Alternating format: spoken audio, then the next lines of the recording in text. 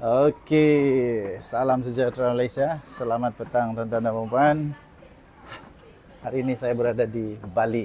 Wih, di Bali. Kita berada di resort, salah satu resort yang ada di Bali. Hebat betul. Dengan family. Anak-anak saya, mana dah? Ini anak saya yang paling bungsu. Ini anak saya yang kedua. Okey. So, apa cerita? Apa cerita kita petang nih? Banyak cerita. Antara cerita yang paling menghibur hati saya ialah kes tunggang menunggang lah. Okey. Banyaklah kes sekarang ini yang dipanas-panaskan, yang sedang diheboh-hebohkan. Okey. Tapi kes yang paling mengejutkan yang masih sampai sekarang menunggu keputusan, yang dikabarkan akan ada keputusan yang kita akan tahu tidak lama lagi adalah kes rasuah Datuk Seri Ismail Sabri Yaakob, bekas Perdana Menteri Malaysia. Dengar-dengar saja, belum tahu. Dengar-dengar kata, selepas hari raya ini akan ada orang yang bakal kena dakwah. Akan ada orang yang bakal kena dakwah, ada orang yang bakal akan menerima pembalasan hasil daripada perbuatan, hasil daripada perbuatan. Itulah, ada pepatah Melayu bilang, sesal dahulu pendapatan, sesal kemudian tiada berguna. Okey. So resort di sini memang sangat cantik, sangat cantik, guys. Sebenarnya sudah beberapa kali tinggal di sini, tapi kali ini preparation dorang memang luar biasa, cantik betul ini. Sebab sekarang kan mau hari raya. Okey. So ada kolam di sana. Okey, so kita akan tunggu nanti siapa yang bakal akan kena menjelang hari raya ini. Siapa yang bakal akan kena menjelang hari raya nanti. Okey. So Nazilin Unity pun sedang check-in. Okey, Nazilin Unity sedang check-in tu nak. Nazilin Unity. Okey, dia sedang check-in. Sekali lagi, saya fikir keadilan patut untuk ditegakkan di Malaysia. Tengok cantik kan? Cantik ni. Resort 5 bintang. Antara paling mahal di sinilah. Satu malam, rate dia satu malam 1,600 ringgit satu malam. So, saya akan bawa kamu juga jalan-jalan kalau kamu suka. Tempat dia cantik tu.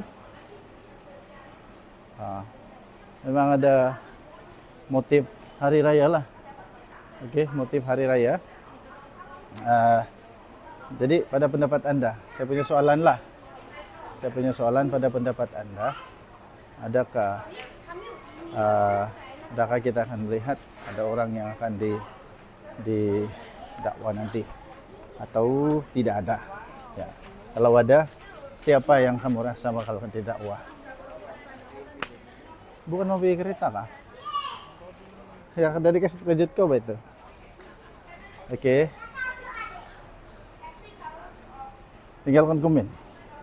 Kita jumpa lagi. Bye-bye.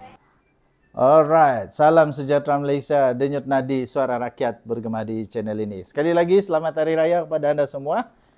Sekali lagi tidak ada benda yang lebih gembira daripada bersama dengan keluarga. Hari ini saya bersama dengan keluarga saya. Seronok kita, seronok. Okey. Hari ini saya mau bagi satu sikit pandangan, bagi satu sikit komen, my pure point of view berkenaan dengan Abang Tentera. Abang Tentera menumbuk pemandu. Aduh, sebenarnya kita tidak semua netizen termasuk saya, kita tidak tahu cerita sebenar, cerita besar dia, apa sebenarnya yang terjadi dalam keadaan ini. Tetapi pada masa yang sama ramai sangat netizen ini tiba-tiba dia jauh lebih hebat daripada wartawan. Dia jauh lebih hebat dari wartawan. Dia jauh lebih tahu dari wartawan. Malah, dia jauh lebih tahu daripada saksi mata yang ada dekat sana tu nampak sendiri benda tu terjadi. Komen bukan main itu, ini huha-huha. Macam semua orang salah, dia saja yang betul. Apa yang kau tahu? Apa yang kau tahu? Pertama komen saya ialah salah macam mana pun tidak boleh ambil tindakan mengasari. Memang yang kita nampak, mentah-mentah kita nampak, biji-biji kita nampak dengan jelas. HD lagi kita boleh nampak. Abang tu sebelum dia letak anak dia pergi tumbuk pemandu tu. Tapi di dalam kereta tak nampak lah kena ke tidak kena ke muka pemandu tu pun tidak pasti.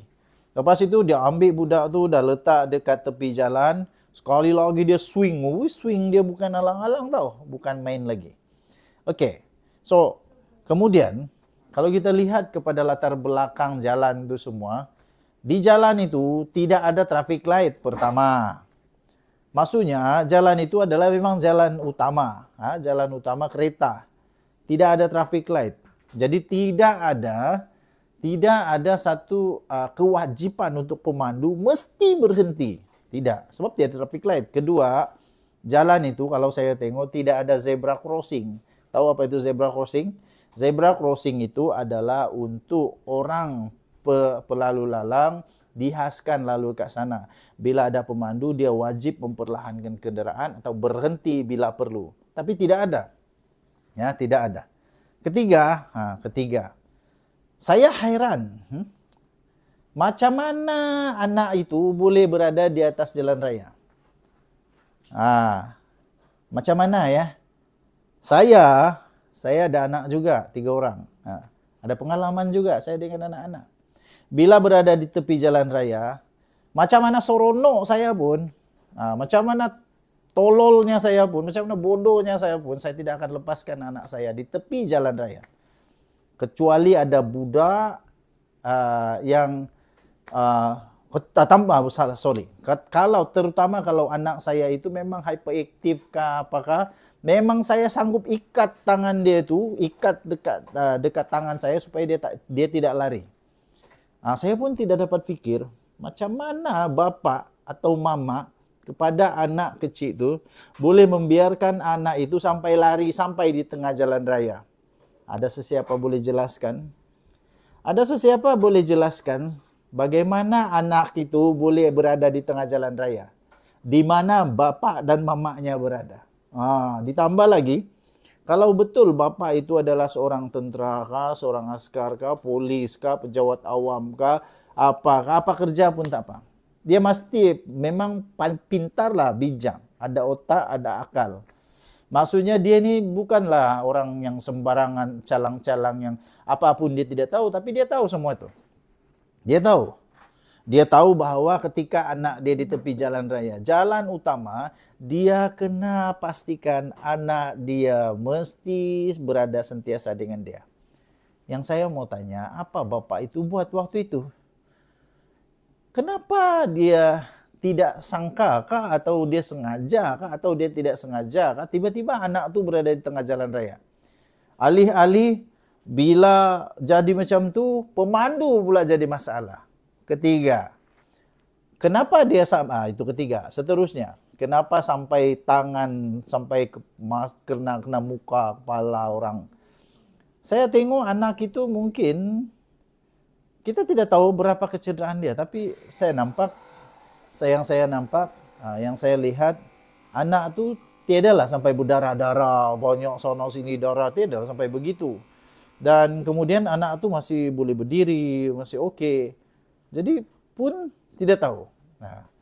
Dan seterusnya, kalau memang betul pemandu itu perempuan, lagilah. Lelaki, tentera pula, kalau betul tentera, kalau dia tumbuk bukan alang-alang tau. Bukan calang-calang itu, boleh tercabut rahang tu. Memang padulah.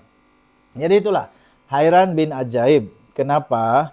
Bila mana jadi begitu, seolah-olah semua orang salah, dia tidak salah. Semua orang tiada masalah, semua orang bermasalah, dia seorang tiada masalah. Itulah, perlu tanya dulu. Mana tanggungjawab sebagai ibu bapa? Kenapa anak itu berada di tengah jalan raya? Macam mana anak itu berada di tengah jalan raya? ini silap-silap. Kalau tambah kalau memang ada CCTV, CCTV pertama. Kalau ada dashcam kamera untuk kereta akak yang tidak tahulah terlanggar ke apakah, tapi kalau ada dashcam dan didapati bahwa anak itu memang tiba-tiba lari dan akak tu tidak memandu laju, habislah kau abang tentera, habis. Pertama soalan dia, mana kau waktu itu? Kenapa anak ini boleh terlepas? Di mana? Itu kalau di Amerika, kalau di negara barat, itu boleh menyebabkan seorang ibu bapa boleh kehilangan anak mereka. Kebajikan boleh ambil anak diorang itu tahu, sebab ibu bapa tidak bertanggung jawab. Jangan sampai begitu pula. Jangan sampai begitu. Kedua, kenapa perlu ditumbuh orang pula? Apa kamu punya kuasa? Kamu polis pun kalau bukan waktu kejadian tidak perlu tumbuk, jangan tumbuk. Ini tentera apa kenapa pula kamu mau tumbuk? Sekarang dengar-dengar ada suami yang sedang marah. Ada suami yang sedang marah sebab istri dia kena tumbuk. Nanti abang tentera kena jawablah. Okey, so apapun netizen semua, kamu jangan jadi wartawan pula. Macam kamulah tahu cerita sebenar. Jadi maksud saya sini ialah kita biarkan polis buat siasatan, semua buat siasatan, termasuk kebajikan masyarakat. Kalau perlu biar dibuat siasatan. Tengoklah. Harap-harap bapak ni tiada masalah mental lah yang biarkan anak dia begitu jahat. Kita pun tengoklah nanti.